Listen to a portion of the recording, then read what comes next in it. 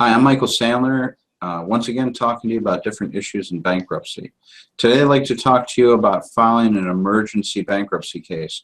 I have a client now who came in to talk to me recently for his mother. It's actually his mother would be the client, and she has a reverse mortgage on her house, and she thought that the mortgage company was paying the taxes on the house for the past couple of years, but they haven't.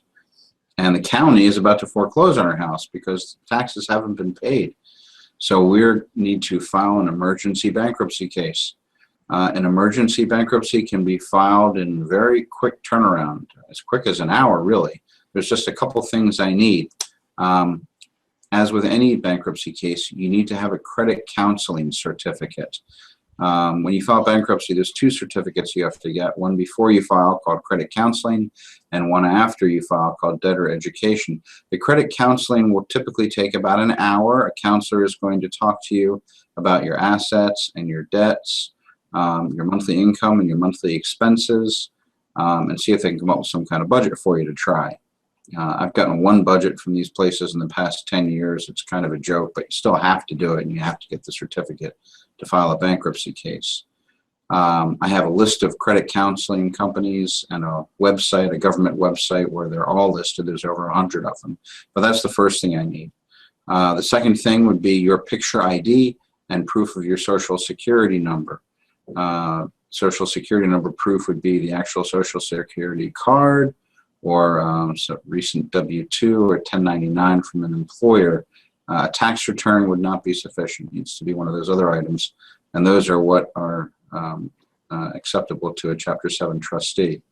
There's also some forms, some disclosures that need to be signed that I would go over with you, a retainer agreement, credit authorization so we can pull your credit, and then there would be fees involved. And the fees vary depending on whether we're doing a Chapter 7 or a Chapter 13. And if it's a Chapter 13, what I think the likelihood of success would be. If I think there's a high likelihood of success, then we can put most of the fees in the case. If not, then the fees would typically be required before filing. But the credit counseling takes about an hour, and if you come into my office with that and the other items, we can file your case right away. It's called a bare bones filing. A typical bankruptcy filing has about 50 pages.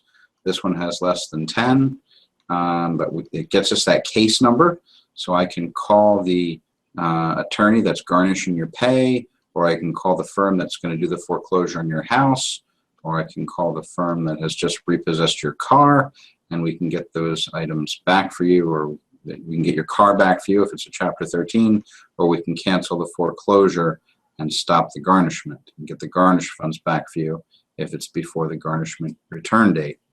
So if you think that you don't have any hope and that you need a quick turnaround in action to get your life back on track, please give me a call, because we can file a case very quickly and very easily right over the computer from my office. If you have any other questions regarding this and your particular situation, please give me a call right away or shoot me an email. Hope to talk to you soon. Bye-bye.